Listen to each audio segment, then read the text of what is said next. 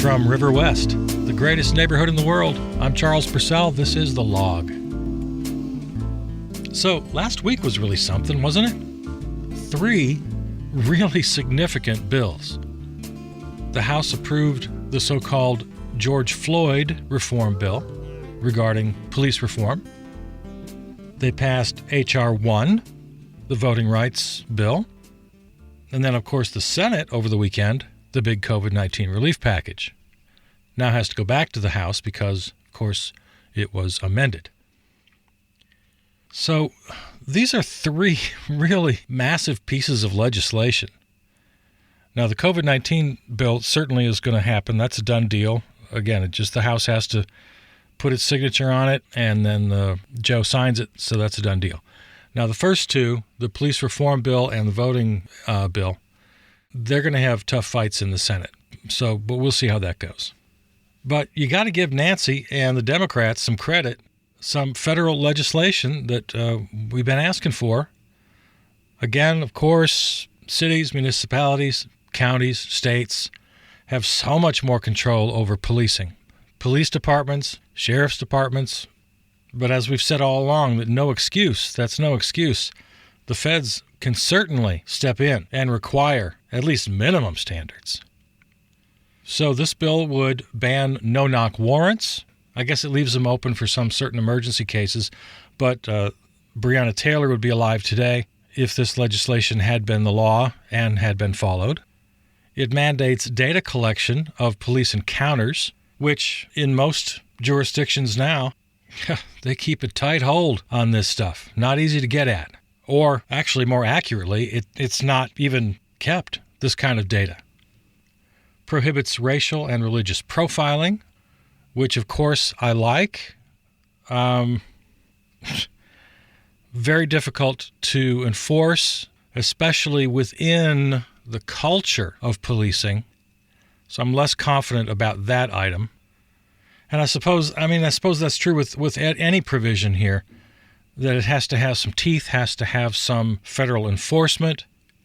And if history is any indication, police departments are pretty tough nuts to crack. They circle their wagons. They've got the whole Blue Shield thing happening. So I guess there are a couple of reasons I shouldn't get too excited here. One, I've already said this is only the House. Getting through the Senate is a whole big nother thing. And as I talk about it now, I keep having this thought in the back of my head.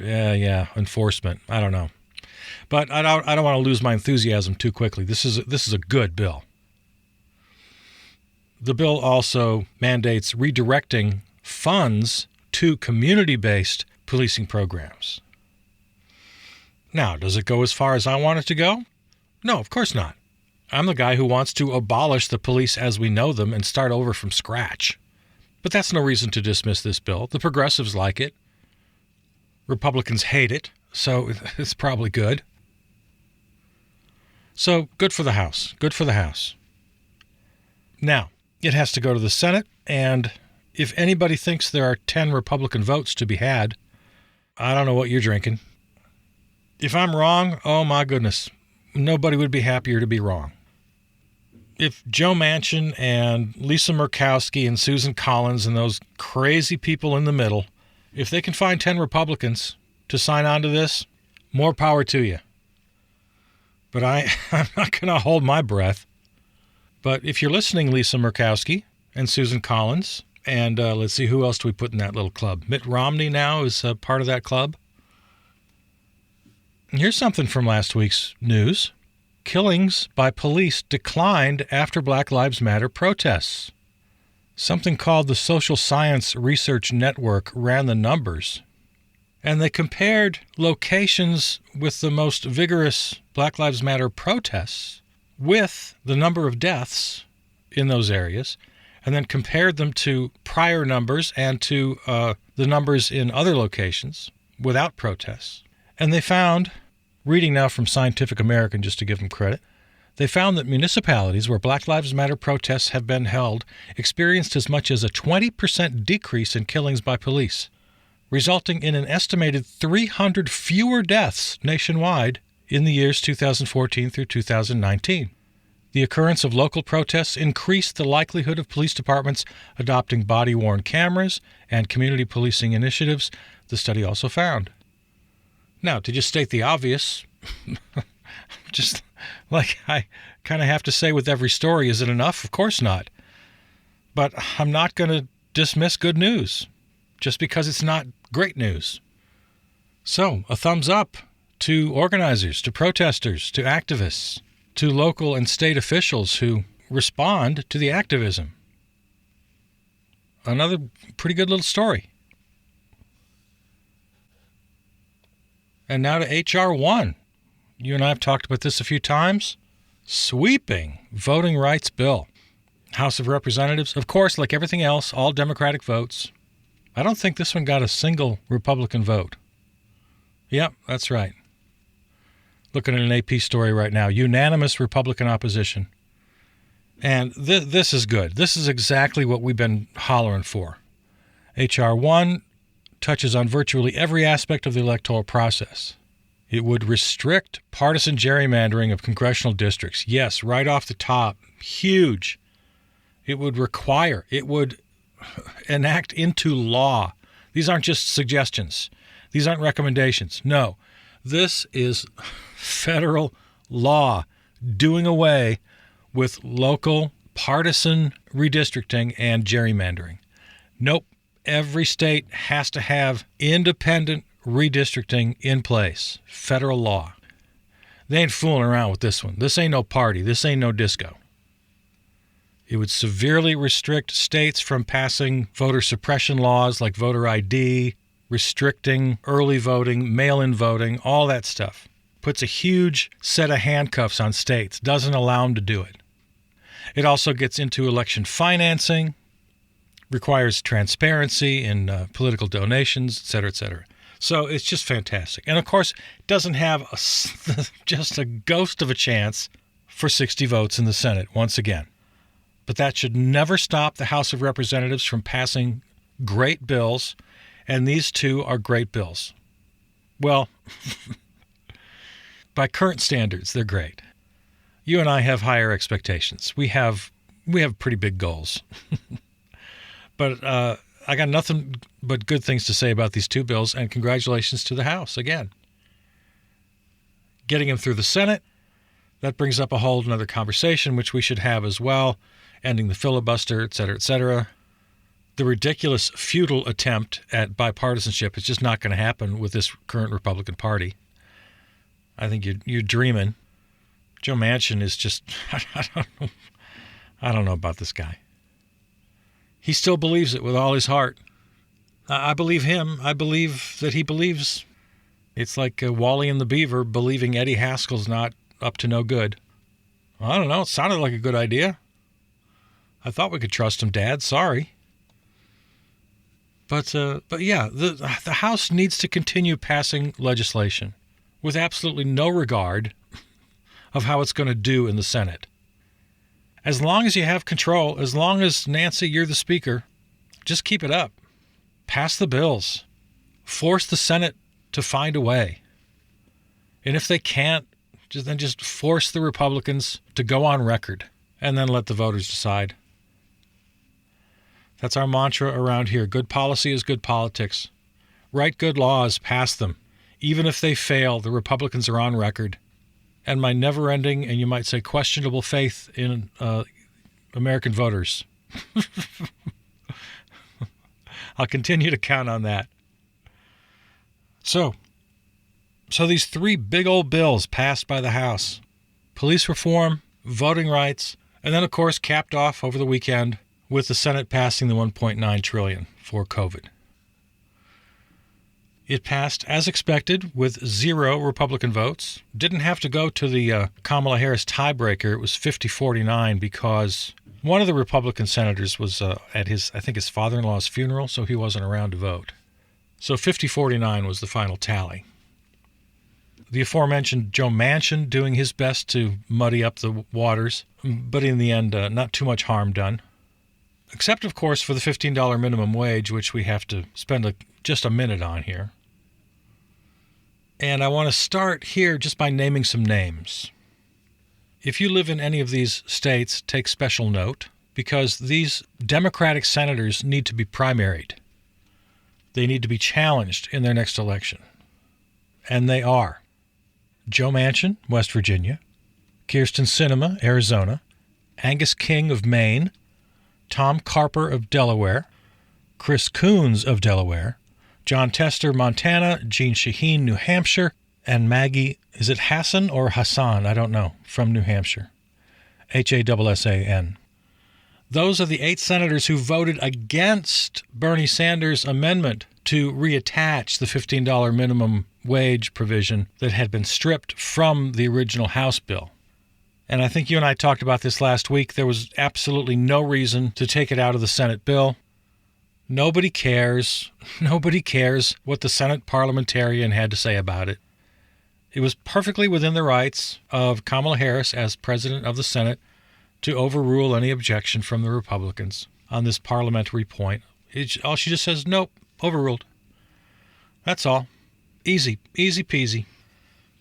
And then all 50 Democrats should have been able to vote for the entire bill with Bernie's $15 minimum wage amendment attached. But it didn't happen because the vote on the amendment itself, 8 Democrats, the 8 I mentioned, voted it down for reasons I absolutely cannot fathom. The American people favor the $15 minimum wage by huge numbers. We always cite polls around here. I don't have one in front of me, but I know the numbers are high. People like to point out that the state of Florida approved a statewide minimum of $15 an hour in the same election that was won by the Orange Menace. It's wildly popular across every sector, as are many issues that come before Congress. President Joe likes it, the Democrats like it, the American people like it, but it doesn't matter because a handful of congressional Republicans have decided they just can't go there because they're completely beholden to 2 very specific constituencies. One is, of course, corporate CEOs and their very large-scale corporate funders. You know, as much as they're trying to rebrand themselves as the Working People's Party, which is just laughable, you know that's their first constituency. And right up there with them, their constituency 1A and 1B.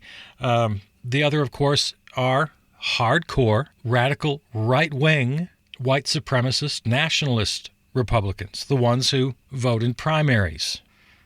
The great numbers of Republicans, up well over 90%, will vote for anybody. They don't care, just as long as there's an R in front of their name.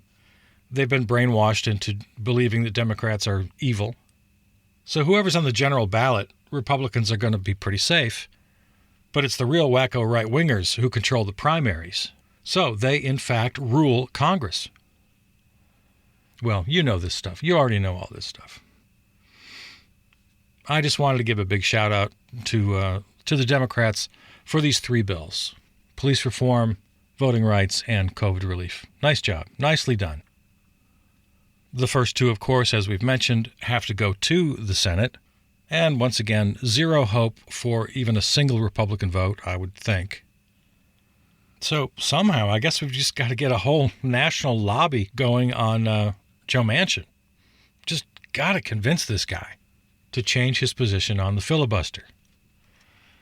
Now, apparently he was on a couple of Sunday shows yesterday and gave some people some hope that he might at least be open to revising the filibuster rule, so-called carve-outs like the Republicans did with judicial appointments.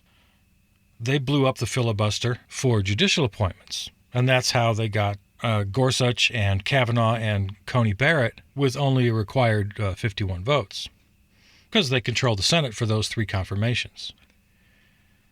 So it's been suggested that maybe for the $15 minimum wage or for some other items, voting rights possibly, that there could be some limited filibuster-proof votes. And Manchin, according to the reports I read, was actually maybe open to that. He didn't discount that possibility. Or maybe requiring the old-fashioned rule where you just can't declare a filibuster, thus requiring 60 votes, but that you have to stand up and talk, like in the old days. And the filibuster only lasts as long as the person can keep talking. It provided for some pretty good drama, and it also made the filibuster much more difficult to pull off.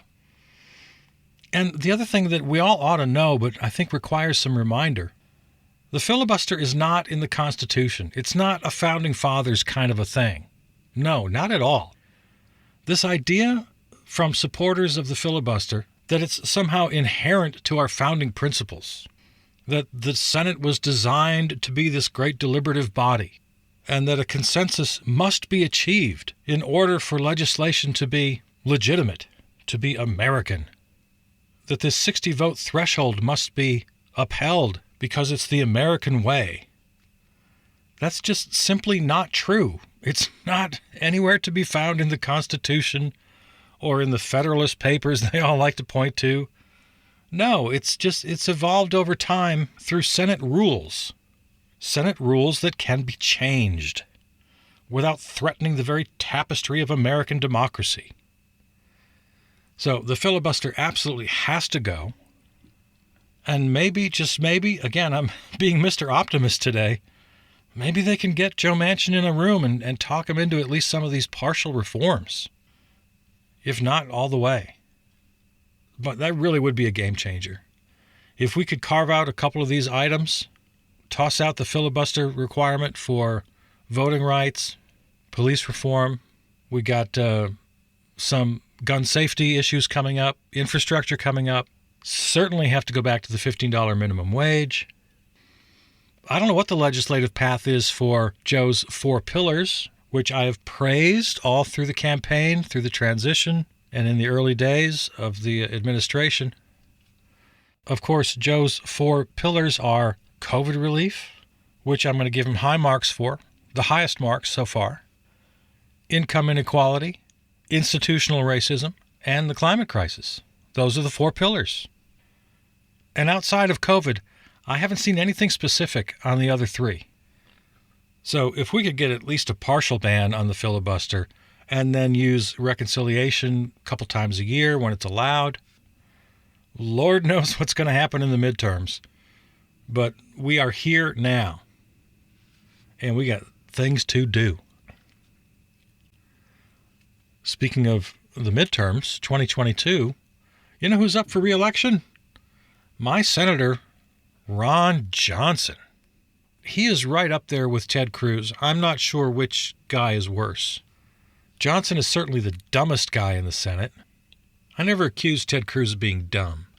Ted Cruz is a liar, as is Ron Johnson. Ted Cruz is cruel, as is Ron Johnson. So for me, I think I give the prize to Ron. On all 3 counts, he's dumb, he's evil, and he lies. Constantly. Folks around here remember the headline from a few years ago when he was talking to a class of high school students and in response to a question kind of gave his philosophy, his right-wing Republican philosophy, on how America ought to work. That the government has no responsibility to feed hungry people. There's no right to eat. There's no right to a house. There's no right to health care. That in a free society, there are simply winners and losers, and the government should have nothing at all to do to help people who may be homeless or hungry. And this was his explanation to these high school students about the very definition of what it means to be an American. To do your best, to be a winner. And if you lose, well, that's just freedom. In the early days of the COVID pandemic, Ron Johnson said quite explicitly that COVID was only going to kill about 1% of the American population, and that he was perfectly fine with that, and proposed minimal, if not zero, government intervention to combat the disease. And we had the debate around here, kind of like the debate we had about the Orange Menace all the time. Is he more stupid or is he more evil? Sometimes it's hard to tell. And in this case, the question was, well, did Ron Johnson understand that when he said 1%, that means over 3 million Americans dead? Did he not really understand that, making him incredibly dumb? Or did he indeed understand what he was saying, making him incredibly evil?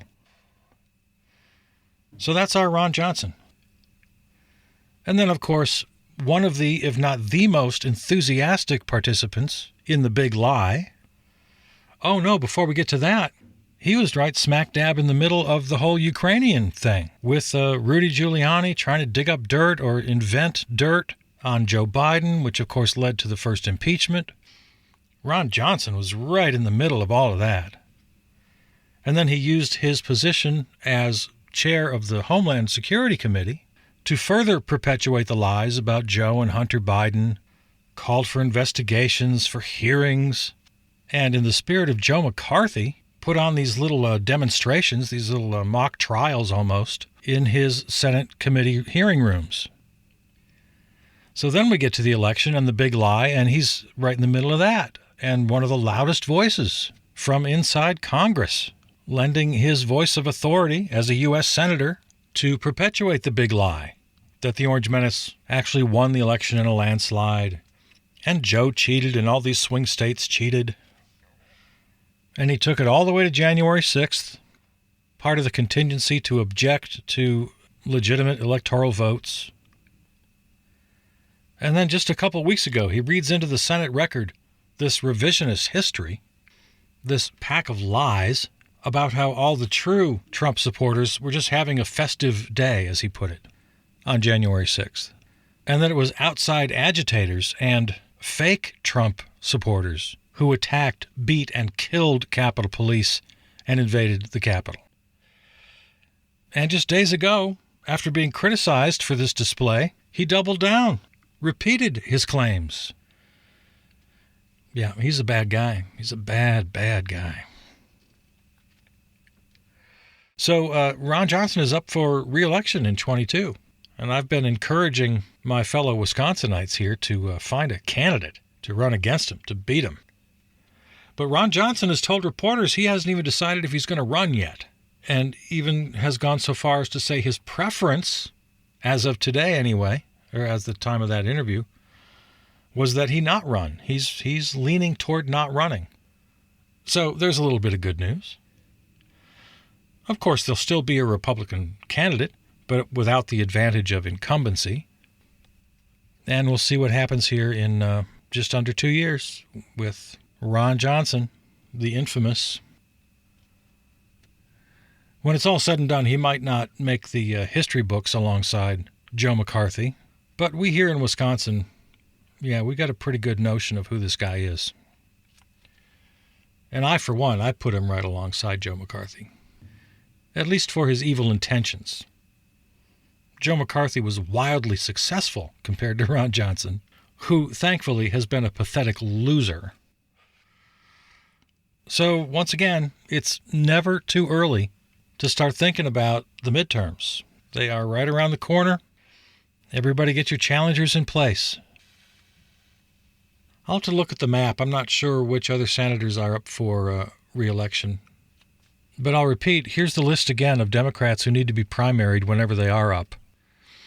Joe Manchin of West Virginia, Kyrsten Sinema, Arizona, Angus King of Maine, Tim Carper of Delaware, Chris Coons of Delaware, John Tester of Montana, Jeanne Shaheen of New Hampshire, and Maggie Hassan of New Hampshire. And in the meantime, Democrats, keep passing bills and do what you can with the Senate. You know what we ought to do? We ought to make these little bracelets. You know, sometimes you can get members of Congress to wear the little rubber bracelets for a cause. I think we should manufacture bracelets that say WWMMD and send them to every Democrat in Congress, just as a reminder to think, what would Mitch McConnell do? You think Mitch McConnell would have listened to the Senate parliamentarian and given up on something he wanted? Of course not.